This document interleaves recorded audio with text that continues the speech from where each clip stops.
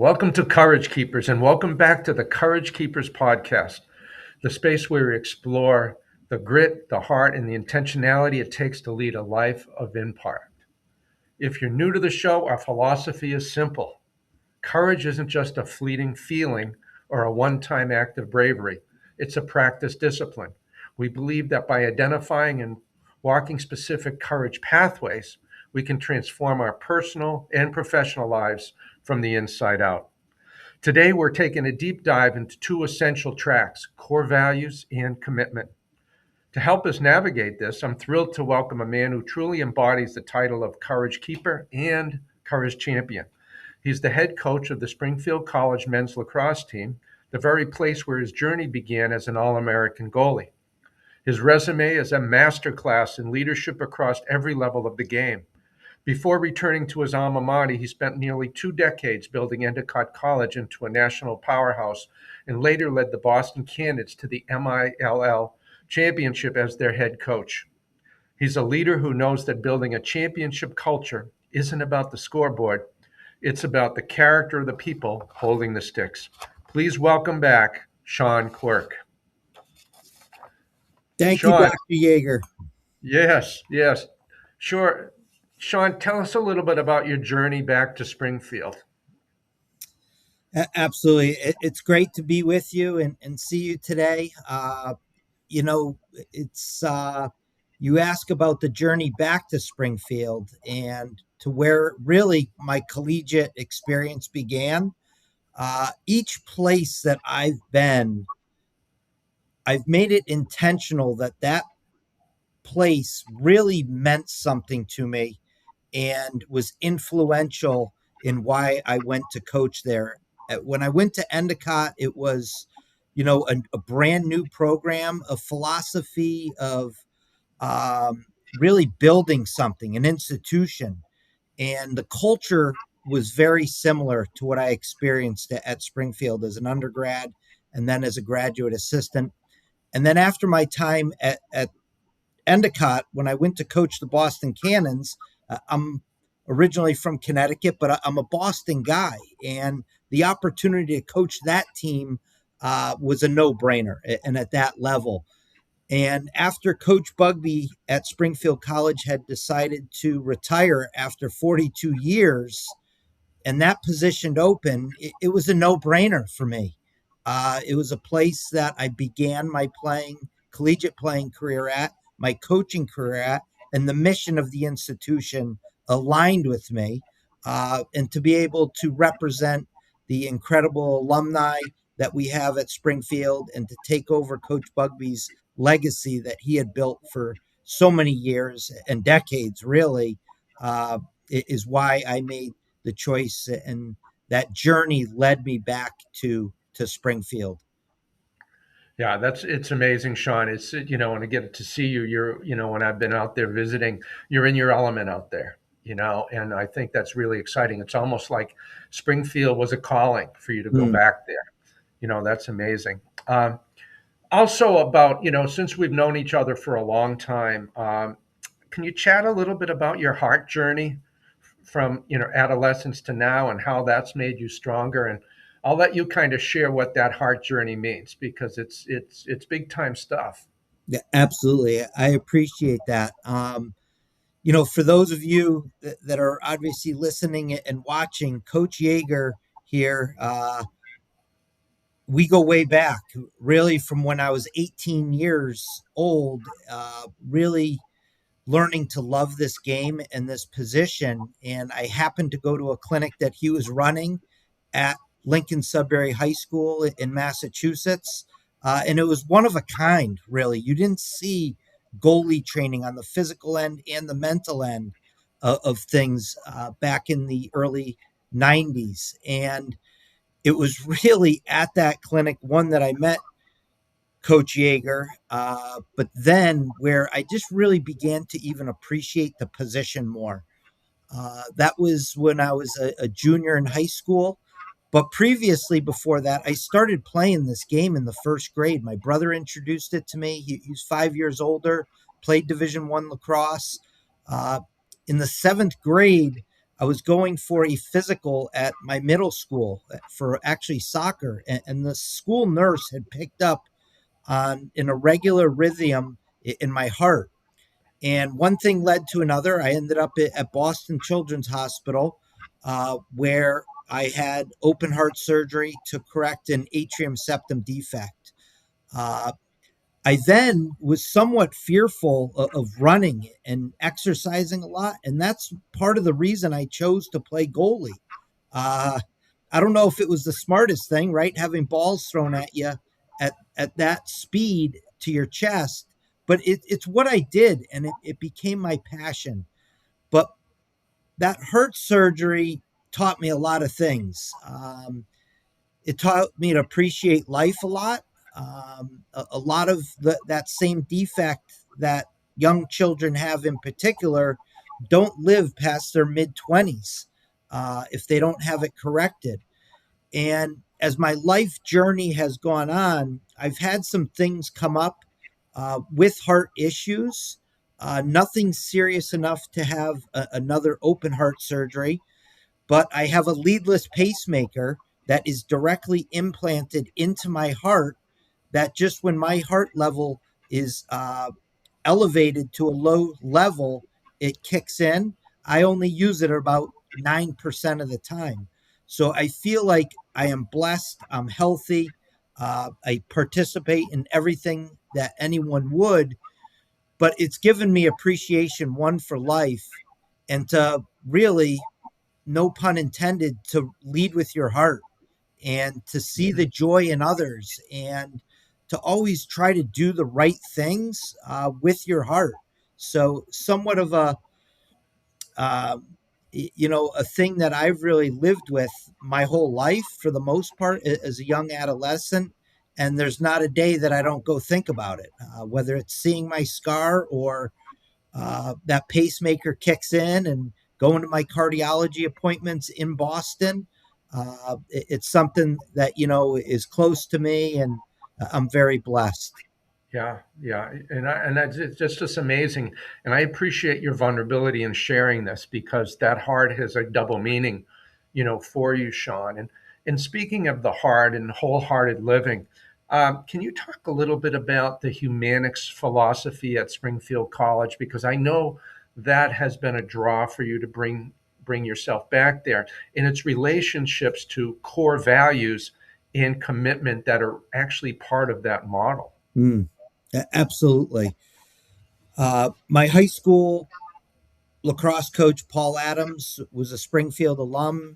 I was looking at a number of schools, and I saw the joy that Coach Adams brought to the practice field, to games, and just mentoring and coaching young men on a daily basis. And as I went through the recruiting process and went to visit Springfield and met with Coach Bugby, I started to hear about this humanics philosophy.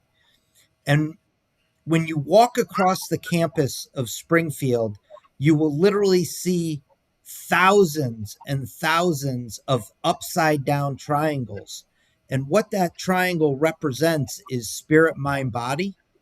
And the mission of Springfield College is the humanics philosophy and leading and serving others on a daily basis through that spirit, mind, and body. And every Springfield person is ingrained with it when you're there as an undergrad, whether it be in the classroom, the residence halls, the dining hall, walking across campus, everyone just saying hello, holding doors for one another, and really leading each other. And that was a mission that I embraced early on as an 18-year-old to when I was done coaching as a grad assistant at Springfield College. And for the last 30 plus years, it's what's been ingrained in me as a coach, as an educator, as a teacher, as a husband, as a father, as a friend, is leading in service to others. And it's why I do what I do. Yeah, I'm ultra competitive. I try to win as many games as I can, but instilling that in the student athletes and the students that I teach in the classroom is really that humanics philosophy. So tell me then, Sean, a little bit more about, with the humanics philosophy, but also as you as a coach and the work you do with your team, the importance of core values and commitment as a pathway to take courageous action Hmm. at one of the eight different, or two of the eight different courage pathways, core values and commitment. Absolutely. I think a lot of those things are tied together. Core values, pillars that team have, courage, vulnerability, confidence, things of that nature. But in particular, the courage piece is myself as a leader, my assistant coaches, our staffs, we're the leaders. But what we try and attempt to do is have a lot of player driven leadership. So we talk to our team, our captains, our task leaders about what leadership looks like. We had you in, right, to meet with our team about being a courage keeper and a courage seeker. Uh, the pillars that we have within our program ultimately come from our captains and meeting with the team. So they embody that. They feel ownership of that. Our underclassmen will have 5 or 7 underclassmen that are task leaders that are in charge of one area of the program, and they lead 45 other young men. And then we have our captains who lead the entire team. And I think what gets lost and untranslated in a lot of sport is a lot of leaders will say, oh, have confidence. And I agree, confidence is really, really important. But having courage to go outside your comfort zone and that box to gain that confidence is really how you get there. And it's one of the things I truly learned through diving into the Courage Keepers with you is we tell our guys at practice, try different things. Shoot the ball behind the back, make a pass behind the back.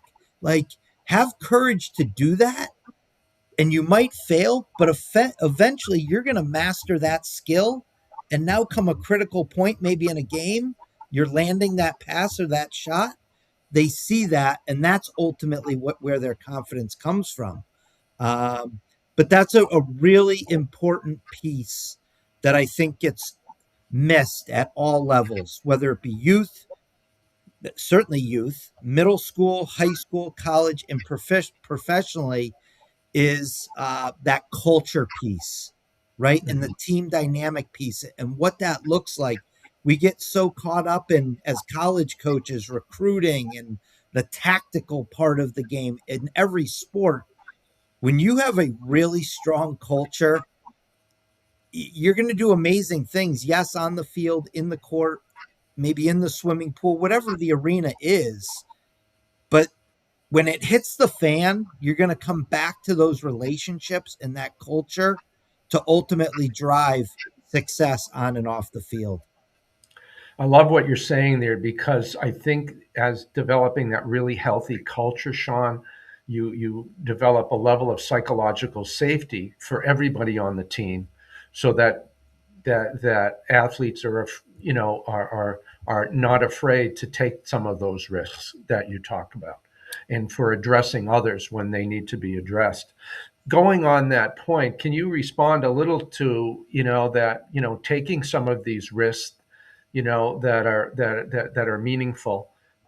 This notion of the growth mindset about failure as an opportunity to learn and setbacks kind of a norm to actual growth. Can you speak to that a little bit? Yeah, absolutely. It's a great point. Athletes at all levels, they're not going to attempt to take risks or believe in themselves if they don't know that their coaches and their teammates love them. And it's a word that uh, a lot of people don't use when they feel that. And I believe strongly, just over my career, that those relationships, and particularly student athletes, when they know you believe in them and that you have their back and you genuinely care about them as people before being an athlete and you love them, they're not going to be afraid to take risks because they know if they hit a wall of adversity or they fail, you got their back. And you're not going to run up their back screaming at them, why'd you make this mistake? You're going to coach them, right? And figure out how to make those things better. So risk taking is really important for anyone to take risks, whether you're an athlete or you're starting a business or you're thinking about taking a class maybe that you're not strong in. But you have to understand who the people are leading these things and that they have your back and trust you and respect you and ultimately love you. That if you do succeed, great, let's keep getting better from that succession. Or if you fail and hit that wall of adversity, we're going to figure it out together. Yeah, that's amazing. That's amazing. I know we were in touch with each other a couple days ago. And then New England has been really hit with some really tough weather, and you were able to you scrimmaged Bowdoin, who's a top five team in Division III lacrosse in the United States, and you scrimmaged them out at Holy Cross in the indoor facility last Saturday evening, and you kind of shared with me kind of the connection of them all together and really being ready to take risks. Can you share an example or two from that scrimmage? Yeah, absolutely. As you mentioned, it's been a grueling uh, winter, and let's start with the weather. Right, it's been really cold. We've had a ton of snow. We've had some adversity that we're not always on the field. We have to go into our field house, and my staff they've done a great job of leading with the energy and being positive. If as leaders we're complaining about the weather, right? And it's cold out and we can't get outside. We got to go into the field house this day, back day, next day outside. The team's going to follow with our response. And that connectivity of the players and their mindset of playing 60 minutes, and you and I've talked a lot about this, is playing 1 minute games for 60 minutes. We're probably right now as a program, and Springfield has had tremendous success, but we're not a top five program like Bowdoin is right now. So our guys understand, all right, we have a lot of skill, but our culture and our mindset, we believe, is unmatched with any other program. We believe that. Is there somebody that's always greater or better than you? Of course there is. But we have that mindset that our culture supersedes anything. Our work ethic supersedes anything. Our grit supersedes anything. So when we were playing Bowdoin, our guys didn't play with fear going against the number five team in the country. They said, our mindset is we can accomplish and we can beat anything, and we're going to do it together. We ended up not winning the game on the scoreboard, and we learned a lot from that scrimmage moving on to our next scrimmage and then our opening game. Uh, but we became better as a collective team and group because of those things that we ultimately learned and failed at, and some of the things that we succeeded at that day. Yeah, yeah, that's amazing, and it's just that way that you've set the team up for the long haul, for this season, with that, Sean. Um, I really appreciate your time today. It was great to catch up with you again. And can you share with the audience how they can get in touch with you if they'd like to learn more about your leadership and anything like that? Yeah. Absolutely. Um, you can always reach out to me. My email at Springfield College is SQUIRK, the number two, at springfieldcollege.edu. It's also on our website. I'm on social media. You can DM me there. And I'm always willing to talk with people about these things. I'll finish with that note is I think one of the things that's really important is having strong mentors, right? So I always believe in speaking to anyone, and maybe you can gain one or two things. I've been so fortunate and blessed, Coach Yeager being one of them. that I've really had just some great mentors throughout my personal life, my career. Um, Humbly, I was just admitted or elected into the Connecticut Lacrosse Hall of Fame. And I say this because not to boast, but the only way you achieve anything like that, or being an All American, or whatever individual award it might be, is by surrounding yourself with incredible people, and choosing your mentors wisely is really important. So this was a blast. I always love seeing you, and thank you very much. Certainly. As Sean is a courage keeper, and a courage keeper cultivates bravery in others through example, guidance, and encouragement.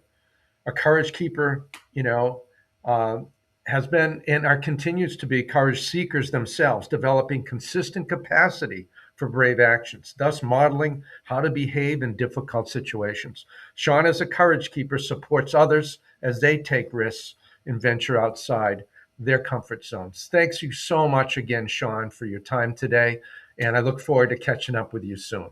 Thank Thanks a you, lot. my friend.